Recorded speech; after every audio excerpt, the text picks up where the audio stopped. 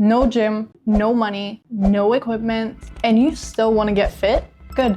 That means you're dangerous. If you can commit to your goals when you have nothing, no fancy gym membership, no fancy supplements, no coach, you're gonna be unstoppable when you do have those things. Hi princess, and welcome back to my channel, or welcome if you're new. My name is Karina, aka the Protein Princess, and I help you level up your fitness, health, and mindset, even if you're broke, busy, or new to the gym. My shorts just went kind of viral. Some people were complaining that they can't afford a gym membership or they don't know where to start, and what's limiting them from becoming a stronger, better person is the fact that they don't get to go to the gym. So I decided to put together this video just for you. Equipment is expensive, and if you're a student or you're traveling or just trying to survive the cost of living right now, give me your fucking money! A gym membership is not at the top of your list. For some people, it's just not realistic. But what is realistic is that you can get fit from your own room, and I'm gonna show you how. But before we even dive into workouts and meal plans, we need to talk about mindset. And why is this important? Well, because most people don't fail because working out in itself is hard. And it is not the lack of equipment, but rather because of their lack of consistency, structure, and self-belief. Being broke is not a personality trait. Being busy isn't either. What really matters is what standard you hold yourself to. Do you only show up when it's convenient, or do you show up as if it's a non-negotiable? I preach this every day because working out should not be an option. Like, this is a non-negotiable. Your body was meant to move, and you're just in bed, rotting, doom scrolling, or laying on the couch. I know it's comfortable, but we were never meant to be like this. Humans were made to move, and we've kind of strayed too far away from that. So let's get back to it. Now, working out without a gym will force you to be creative and adaptable and resourceful. And this will become a skill set that you can bring on to other aspects of your life. So it's really, really valuable. Your first step is going to be this.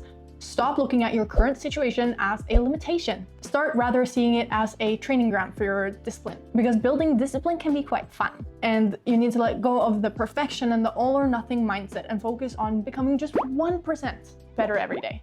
That's all that matters. And we got that out of the way. Let's get into some practicals. Here's how to build muscle, get stronger, and improve your fitness without a gym. Bodyweight training is going to become your best friend. Oh my god, can you imagine you don't need machines to build muscle? What? You just need resistance, and luckily your body provides plenty of that. Given that you are a complete beginner, this is going to be extremely efficient for you. If you are more intermediate or advanced, you might want to look into some more details and see how you're going to improve if you already have quite a bit of muscle, but it's the same principles.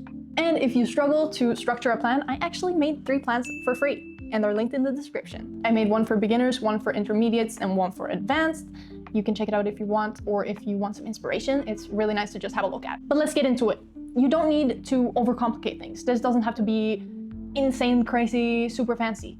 Keep it basic. At home, from your own room, from your own bed even, you can do push-ups. Push-ups are great for your chest, your triceps, your shoulders. You can do so many variations of this as well. It doesn't have to be the same. You can do squats for your glutes, quads, and hamstrings. You can do lunges for your glutes and core, planks and many variations of planks for your core stability, and the majority of ab exercises, you can just do it straight from the ground or your bed.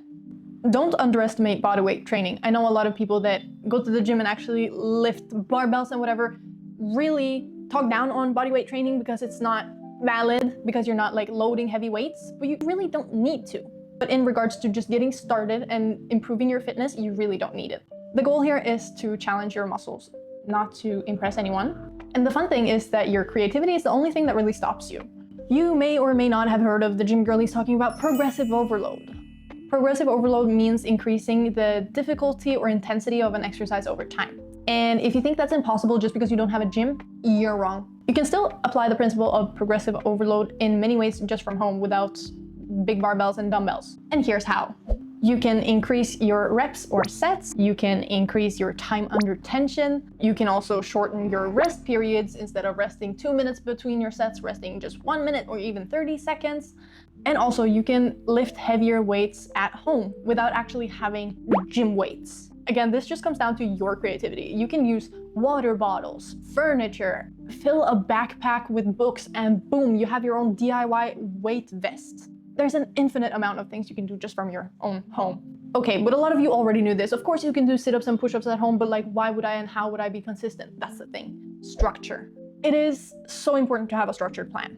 If you are telling yourself, oh, I'm just gonna start working out now, you're not gonna stick to that. Because like, what is there to stick to? You're gonna do something. Your brain is not gonna like that. It's also going to be harder for you to see and track your progress this way. So instead, you make a plan. And you don't need to do this excessively. You don't need 2-3 hours a day. That's crazy. You just need 30 to 40 minutes, and that's a great start. Also, you want to find the things that you want to improve on, whether that's upper body strength, lower body strength, running, mobility, whatever it is. Apply the principle of progressive overload, and you'll see results in just a couple weeks. Set yourself a time and day every week where you're gonna complete a workout, whether that is exercising in your room, going for a walk, going for a jog, going for a swim, whatever it is, what kind of movement you're choosing, put a specific time and date when you're gonna do it. We have about 1.5 months left of the year, and if you start today, you will beat all of the New Year's resolutioners. You'll be ahead. So stop waiting and start now. The thing that I feel like is slept on so much is walking. Walking is free and it's underrated. It is one of the easiest and most accessible ways to improve your fitness and your headspace. Look, when I went to therapy and my therapist told me to go for a walk for my stupid little mental health, it worked. I hate it, but it worked. If you're depressed, go for a walk. But again, we have to be specific and structured. So put yourself a goal of 8,000 to 10,000 steps a day. Or if you're at like around 2,000 a day right now or something even lower, God forbid, start by increasing just to 5K or something you feel like you can achieve. You really don't want to make this leap too big, because when you set yourself a goal that is unrealistic, let's say you're usually at 2,000 steps a day. Now you're suddenly gonna hit 10,000. It's not gonna happen, babe. You wanna make it realistic, but also challenging, so you have something to work towards, but you won't get discouraged and disappointed when you don't hit that goal. The main thing here is to focus on improving and not being perfect. Examples of this can be walking to the store, walk your dog if you have one, take your phone calls outside when you're walking, put on a podcast and just get moving. Now let's talk food. I know this is a big one for a lot of you guys, and even though this is supposed to be about working out at home, I feel like food is such a big part of it, because if you have your training in check but your diet is off, you're just gonna fuck it up. And we all know that abs are built in the gym, but revealed in the kitchen. But lately the food prices are insane, so I wanna give you some budget-friendly tips and tricks. If you don't know jack shit about nutrition, you need high protein for muscle gain. The basics are calorie surplus to gain weight, maintenance to keep the same weight, calorie deficit to lose weight. How do you know your surplus, maintenance, and deficit? Go to a calculator online. It's linked in the description if you don't know which one to use. I also know that a lot of people like to follow diets, whether that's keto, being vegan, vegetarian, whatever.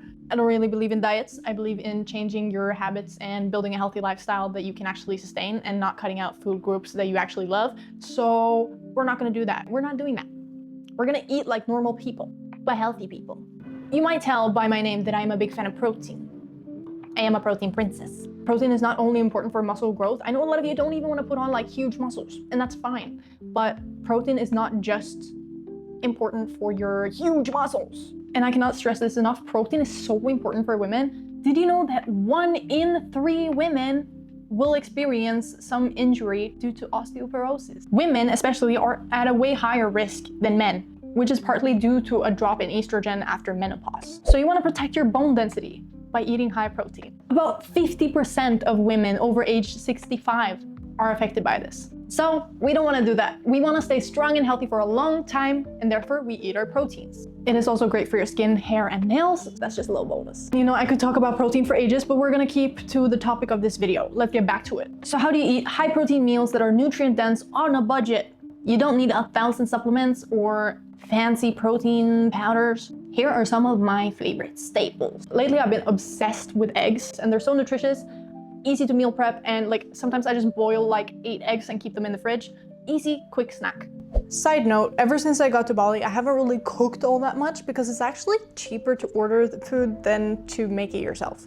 So this is one example. You can also recreate this yourself if you want to be creative and get cooking. This is a bowl with rice, salmon, edamame, different greens, avocado, soy sauce. It's really tasty. I also am a big fan of canned tuna. I know this is not for everyone.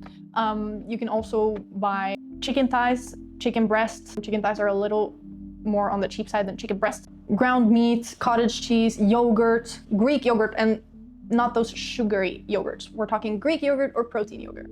Lentils and beans are also one option, or tofu and tempeh. I would recommend, if you are able to, buy it in bulk, buy it discounted on sale, and freeze your portions. If you can, meal prepping is great too. Also, I don't know how your alcohol intake is, but if you stop spending money on alcohol, you suddenly have so much more money to spend on proper food. So if you can, stop drinking. Here's an example of one of my go-to meals these days. It's kimchi, rice, and eggs. Super simple, super delicious, and great for you. There you have protein, carbs, and fats, and tons of micronutrients. And of course, the prices of things will vary depending on where you are in the world. For me, in Bali, it's hella expensive to buy dairy products. And I really miss my protein yogurt from Norway. I swear, that used to be my ride or die. But I survived them. Oats generally is pretty cheap all over the world, I think. And it's a great source of fiber, good carb, and you can pair it with so many things. You can put milk, protein milk, oat milk, whatever milk you like. Cinnamon is delicious to have on top. Berries, fruits, you can top with so many things, and it keeps you satiated for so long. In some countries, protein powder might actually be a cheaper option than buying meats. If that's the case, you can make protein oats, which is a great combo in my opinion. A lot of people are also hating on chicken and rice because it's so basic, but it doesn't have to be basic if you use spices. Spices are basically 0 calories. I know that some crazy bodybuilders count it, but it's like a tablespoon of paprika is not gonna make you gain 10 kilos overnight. So if you're good with your spices, you can make it taste different every day. Greek yogurt or protein yogurt is definitely one of my favorites, and it's a staple when I'm in Norway. Pairing it with berries, fruits, nuts, delicious. Peanut butter, oh my god. I know that a lot of my audience also is very young, just like me, and if you like going out with your friends and eating, and you do this quite a lot, you might want to check the options on the menu and see if you can choose a healthier option. Rice bowls or salads, chicken wraps, etc. I think you know based on the menu what is healthier, but then also a lot of times they hide the calories. So let's say you order a salad, it's drenched in oil, or you have a salad dressing that is also like 500 extra calories. So skip the extras or don't. I want you to be able to treat yourself every once in a while. The difference between you and the girls that are fit is really that they truly understand this balance. Going out for some junk like pizza or burgers with your friends once in a while is not gonna ruin all your gains. Neither is the pack of cookies you binged on yesterday. It's not gonna ruin anything. What really ruins your progress is when you think that it fucks up everything and you give up. When you slip up or eat something bad, it's not the end of the world. 80-20 rule, always. 80% of the time, eat healthy, good foods. 20% eat whatever you like. Restricting yourself from eating the foods that you really, really love is only gonna ever set you up for failure. One thing about training without a gym is the lack of community. When you go to a gym, you have your gym friends and it's a different vibe. You have somewhere to go and someone to see. When you're on your own, it's harder to stay motivated. You have no gym friends. Nobody's watching your progress. No trainer is keeping you accountable. It can get kind of lonely, and let's be real, it's really tough to stay motivated on your own. Luckily, I have a couple tips that helped me when I wasn't going to the gym. What I did was to create a reward system. So for every 5 workouts that I did, I will reward myself. That does not mean that I will eat a big pizza every 5 workouts I do. Treat yourself to something small. Maybe there's something that you wanted for a little while, like a new t-shirt or a new pair of earrings or whatever it is. It doesn't have to cost much, just like a little something small. It's gonna get very expensive if you're gonna treat yourself all the time. So definitely limit yourself, but it's a great way to keep yourself motivated, to have some kind of reward waiting for you. Another thing that I found really helpful was to track my streak. When I made a structured plan and I said I would do this, I said I would do that, I still ended up not doing it at some points. And for me, at least, I feel like it helps so much when you have a list that you can tick off. So I use Google Calendar, and for some time I also used an app called Tick, where you can put in your to-dos and you can cross them out every day, and it's really satisfying. Seeing a visual streak and small crosses and like finishing things, it gives you that dopamine hit that makes your brain want to do it more. Another thing you can do is to join a community online or follow creators that inspire you, like me. You can also make group chats with your friends or plans with your friends to keep each other accountable. If you train solo doesn't actually mean that you're alone. Following challenges can also be helpful. Let's say that you do a 30-day challenge, or set yourself a goal of doing something every day and sticking to it. The sun is chasing me, we're gonna readjust. Setting yourself a goal or a challenge is a simple way to build momentum. And lastly, speak to yourself like a coach or a friend. I'm a victim of this. I am my own worst critic, but we have to be nice to ourselves and remember that we're not perfect, and it's okay not to be perfect. The most important part is that we try and do our best. You are not always going to be motivated, and that's okay. But your self-talk is so powerful, and it's going to determine whether you push through or not. Be kind, but be firm, and be proud of your efforts. It's all about working on building habits and improving yourself. The more you prove to yourself that you are going to show up, the more confidence you're going to build. Because when you repeatedly keep showing up for yourself, you're telling yourself that I do what I say I'm gonna do, and I show up for myself even when nobody's watching. But let's say you have your food in check, you have your workout scheduled or planned, and everything seems like it's ready to go. How are you gonna track your progress? I know that a lot of you are gonna be tempted to probably step on the scale, but that is not the only way to measure your progress. Don't obsess over the number. Nobody cares. It's a number. It doesn't say anything about my body composition. It doesn't say anything about what I can do. It doesn't say anything about how I'm feeling. So why should I care? But if you're not gonna weigh yourself, what are you gonna do to track your progress? There are many ways you can do this. You can track your strength. Example, I did 10 push-ups instead of 8. That's an improvement in strength. Or you can track your endurance when you're running or walking. Also, how many steps you're walking or how long it takes you to walk your usual walk. You can, of course, also do measurements if there is a specific aesthetic goal that you're looking for, as well as progress photos. I would advise anyone to take progress photos because it's so easy to lose sight of what you used to look like when you started. And I wish I took more photos when I first started going to the gym because I had no muscle. Like, I had some in my legs, but other than that, I've nothing. Another thing you can track, which is not based anything on your physical looks or anything, is your energy levels, your mood, and your sleep. Arguably, these are some of the most important things, at least to me. When I don't eat good and I don't work out, I feel so bad. My energy is low. I'm sleeping worse. Like, everything is just off. So that's another great way to measure your progress. I want to be so real with you guys. When you have nothing, no gym membership even, and you can manage to get these things done, you're gonna be so dangerous the day you actually can't afford a gym membership or when you sign up for a gym, because you know so much more than the person who's just had everything handed to them. You know, you've built discipline when no one was watching. You've kept yourself motivated with no one else watching. And I think you should take some pride in that. In the end, you don't need a gym, you need a reason, your why. And you don't need money or motivation, you need discipline. Lastly, you don't need equipment, you just need effort and creativity. So if you've been waiting for a sign to start, this is it. Stop scrolling, stop saving a workout and not doing it. Stop telling yourself you're gonna start when it gets easier, when you have more money, when you have more time. Start today, start now. Start small, start broke, just start. Together, we can build a community of girls that train hard, eat good, and glow the fuck up even on a budget. And that will pretty much be it for this video. If you found it helpful, don't forget to like, comment, and subscribe, and maybe share it with someone who needs to hear this. If you're already subscribed, make sure to hit that notification bell so you'll get notified when I upload my next video. And hopefully I'll see you in my next video.